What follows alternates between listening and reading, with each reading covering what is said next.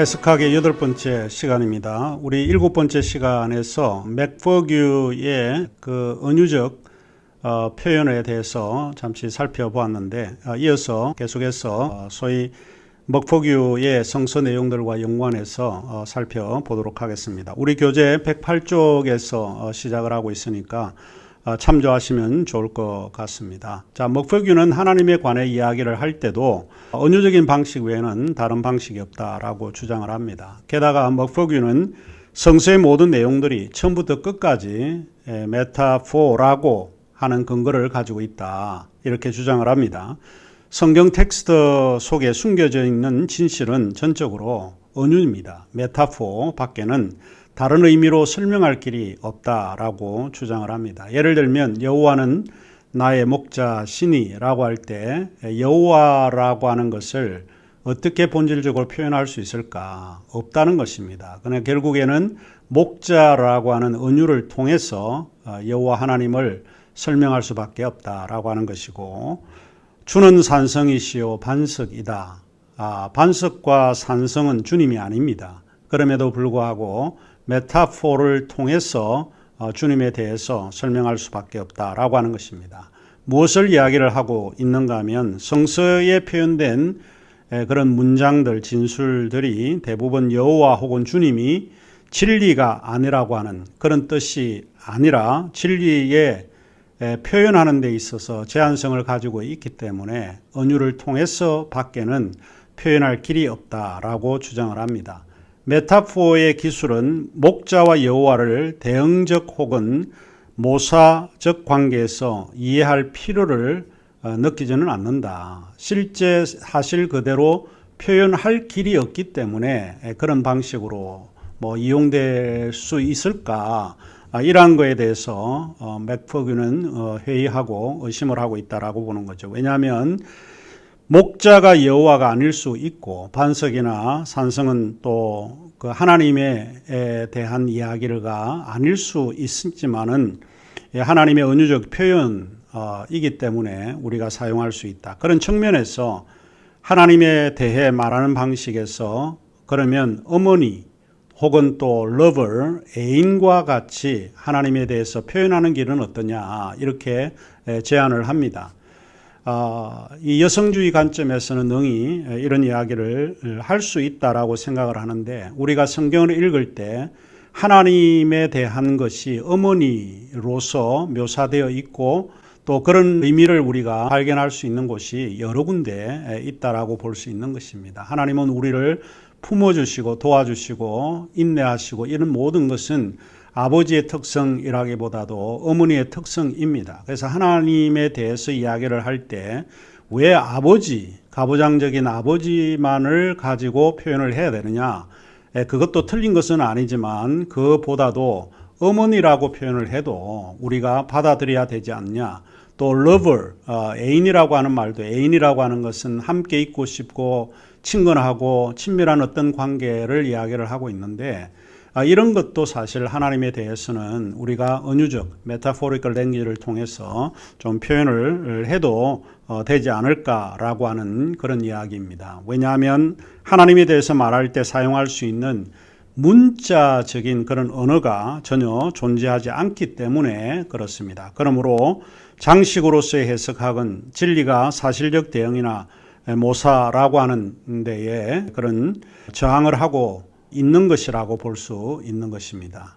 여기서 우리가 앞에서 두 가지 전통적 해석학을 공부를 했는데, 기술로서의 해석학, 사실적인 묘사에 강조를 두고 있는 해석의 방법이 전통적인 방법 중에 하나이고, 또 하나는 장식으로서의 해석학, 소위 사실적인 그 묘사가 불가능하다라고 주장을 했고, 또 그래서 우리가 사용할 수 있는 것은 메타포를 통해서만 사용할 수 있다라고 하는 것인데, 기독교 역사에서 이 두 가지가 극명하게 구분되었던 시기가 있습니다. 이런 그 전통적인 그런 해석학을 두 가지로 나누어져 있던 성서 해석 학파들이 있는데, 하나는 알렉산드리아 학파이고 또 하나는 안디옥 학파입니다. 간단하게 이야기를 하자면 알렉산드리아 학파는 철학적인 전통을 받아들이는 학파로서 문자 너머의 의미가 더 중요하다고 강조를 했고, 안디옥 학파는 문자가 중요했다라고 봅니다. 글을 써진 그 글자의 역사성, 정확한 의미 이런 거에 대해서 좀 치중을 했던 성서 해석이라고 볼 수 있습니다.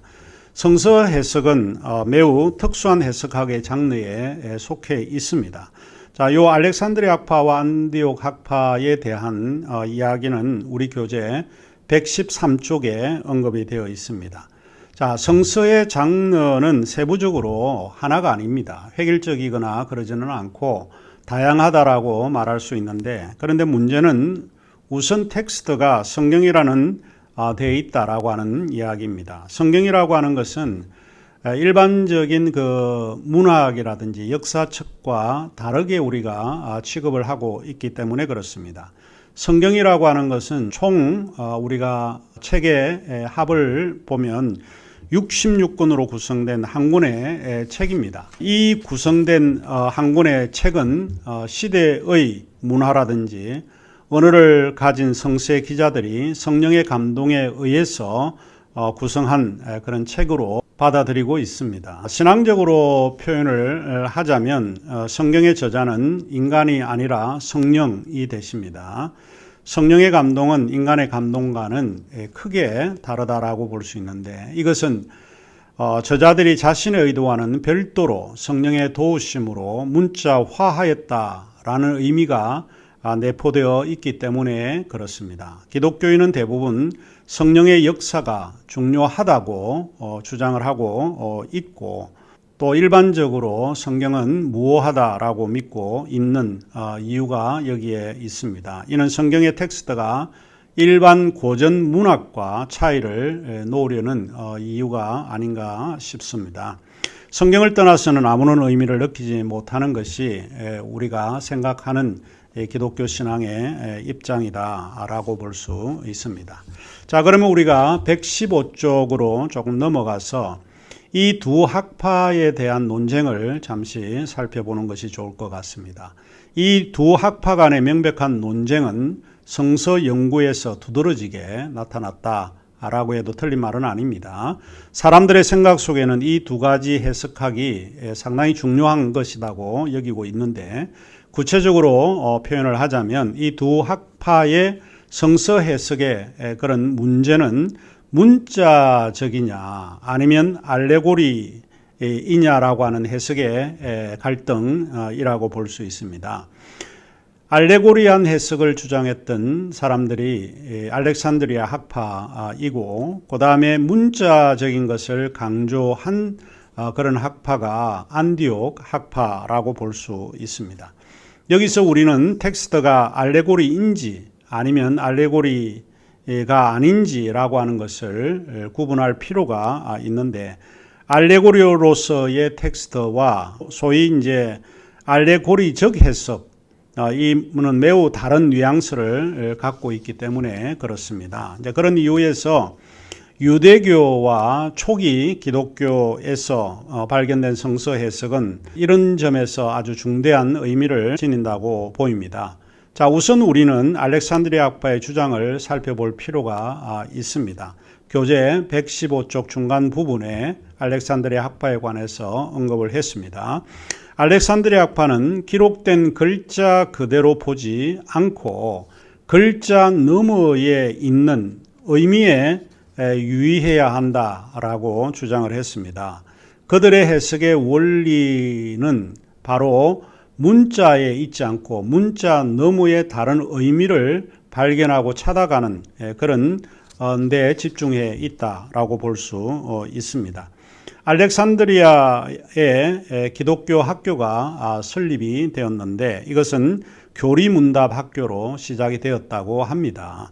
이 학교의 초대 교장으로 스토아 학파인 판타이누스가 이 문답 교리의 학파의 교장이었고, 그 위에 여러분이 잘 알고 있는 클레멘트라고 하는 사람이 여기에 2대 교장으로서 활동을 해서 알렉산드리아 학파가 상당히 이제 유명해졌다라고 볼 수 있습니다. 이어서 이제 오리겐과 같은 이런 류의 교부 신학자들이 그 뒤를 이어서 이 학교의 맥을 유지했다고 합니다. 알렉산드리아 학파는 기독교를 철학과 화해시키고 그것을 가장 궁극적인 목표라고 삼았던 것 같습니다. 지식을 신앙과 조화를 시도한 그런 점에서 매우 중요한 해석의 근거를 내어놓았다라고 볼 수 있습니다. 알렉산드리아 학파에서 클레멘트나 오리겐 외에도 필로 같은 사람이 거기에 속해 있는데 그중 가장 대표적인 사람이 아마 필로와 오리겐 이 두 사람이 알렉산드리아 학파의 가장 두각을 드러낸 그런 인물들이 아니었을까 싶습니다. 필로는 원래 스토아 학파의 영향을 받은 인물인데 알레고리컬 해석을 가장 중요한 그런 성서 해석의 원리로 사용했던 인물이기도 합니다. 안디옥 학파는 아리스토텔레스주의자로 칭했던 사실은 루키아누스에 의해서 세워졌습니다. 3세기 초에 시작해서 4세기 이르기까지 좀 발전을 했던 그런 학파라고 볼 수 있는데, 근데 안디옥 학파는 알렉산드리아 학파처럼 정규 학교의 성격은 아니었다고 합니다. 그것은 독특한 유형의 성경 해석학, 즉 신학적 경향에 의해서 성립이 된 학교였기 때문에 그러지 않았을까 싶습니다. 이 학파의 특징이라고 하면 그것은 본문의 의미, 텍스트의 의미를 평이하고도 자연스럽게 해석해야 된다고 믿고 있었고, 인간적 요인을 정당하게 평가하는 데 있다라고 이야기를 하고 있습니다. 이 학파는 알렉산드리아 학파가 주장했던 알레고리 방식과는 다른 어떤 방식을 주장했는데, 간단하게 이야기를 하자면 그것은 문법적이고 역사적인 방식을 강조해야 된다고 생각을 했던 것 같습니다. 해석학적 측면에서 보면 이 안디옥 학파의 해석학적으로 강조한 그런 부분이 사실은 진일보한 그런 해석 이론이었다라고 말할 수 있습니다. 안디옥 학파는 알레고리의 해석이 갖는 그런 문제점, 오류투성이 같은 것을 발견을 하게 되고 또 그것에 대한 비판을 함으로써 안디옥 학파의 정당성을 가지게 되었다라고 말할 수 있습니다. 안디옥 학파는 사람들이 알렉산드리아에서 주장하고 있는 알레고리학의 성경을 해석하게 되고 텍스트를 그런 방식으로 읽게 된다면 그것이 갖는 낱말의 의미가 다른 낱말의 사용으로 전혀 다른 뜻으로 해석될 위험성이 있다라고 지적하게 된 것입니다. 특히 안디옥 학파의 이 해석은 해석자의 상황에 따라서 마음대로 해석하는 것을 막을 수 있다라고 하는 장점을 가지고 있습니다. 그래서 자의적으로 해석하는 이런 거에 대해서 안디옥 학파는 그것을 비판함으로써 막았다라고 볼 수 있고요. 그리고 성경의 영적인 의미와 신적 요소를 배제하지 않는다는 점에서도 사실을 높이 평가할 수 있습니다. 그럼에도 불구하고 안디옥 학파의 해석 원리는 너무 문법적이고 또 역사적인 면에서만 충실해야 한다라고 하는 그런 데 머물러 있기 때문에 이 텍스트라고 하는 그 텍스트가 항상 그 시대의 언어와 문화에 의해서 과거로 소급하기 때문에 경직된 그런 의미만을 내세우지 않았나 하는 비판을 받고 있습니다. 자, 그 다음에 우리가 전통적 해석학에서 세 번째의 전통 해석학이 종교개혁 시대의 성서 해석입니다. 종교개혁 시대의 성서 해석은 기독교 역사에서 상당히 중요한 그런 의미를 지니고 있다라고 볼 수 있습니다. 아마도 해석학을 공부하는 사람이라고 하면 종교개혁의 시대의 변화와 상황에 무관심할 수 없다라고 볼 수 있는데요. 종교개혁 시대에는 세 가지 것이 굉장히 중요한 그런 운동을 가지고 있는데, 하나는 전통에 대한 성경의 우위성을 하나의 운동으로 삼았던 것 같고, 또 하나는 행위에 대한 믿음의 우위성이 하나의 운동으로 자리 잡고 있었고, 그리고 세 번째로 배타적 사제직에 대한 평신도 그리스도인들의 우위성, 이러한 운동들이 이 시대에 일어났던 것 같습니다. 그리고 이 세 가지 운동이 널리 보편화되어 가고 있었던 시대가 종교개혁 시대라고 해도 틀린 이야기는 아닙니다. 믿음과 그리스도인의 역할은 성경의 권위에 예속이 되었습니다. 종교개혁은 성경의 권위만이 객관적 원리라고 주장을 하고 또 그것만이 성경의 권위만이 우리가 인정을 해야 된다라고 주장하기도 했기 때문에 신앙과 행위의 오류 없는 절대 규범이 다름이 아니라 성서다 이렇게 봅니다. 그래서 결국 종교개혁은 성서로 돌아가자라고 하는 일종의 운동이었고 성경이 절대 규범으로 자리 잡고 있고 그리고 해석의 원리에서 종교개혁 시대는 성서가 성서를 해석해야 한다라고 주장을 했습니다. 성경 외에 다른 것을 인정하지 않았습니다. 종교개혁이라고 하는 것을 염두에 두면 교회 전통이라고 하는 거 이와 같은 것을 인정하면 문제가 생길 수 있다는 거죠. 그것은 가톨릭의 어떤 교황에 대한 권위를 인정해야 되는 그런 입장이기 때문에 성서 해석의 원리에서 성서가 성서를 해석해야 한다라고 주장을 합니다. 성서 외에 다른 어떤 절대 권위를 인정할 수 없다라고 하는 입장에서 출발을 하고 그 전제에서 종교개혁 시대의 성서 해석이 출발점을 삼고 있다라고 하는 것을 염두에 두시면 좋을 것 같습니다.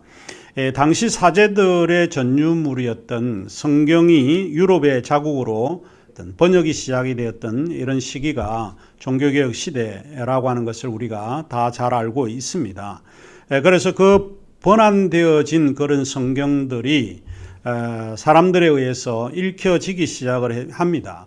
그래서 이렇게 성경을 모든 사람들이 읽기 시작을 하면 여기에 대한 이해가 서로 다르기 때문에 해석에 대한 반응들이 많이 등장을 하게 됩니다. 그래서 해석의 발판을 놓은 셈이 되었던 시대가 종교개혁 시대입니다. 우리가 배웠듯이 라틴어 불가타라고 하는, 불가타는 원래 민중이라고 하는 라틴어의 의미를 가지고 있는데 이런 사제들보다 이 불가타 성경이 평신도들에 의해서 더 많이 읽히게 되었다라고 보는 것입니다.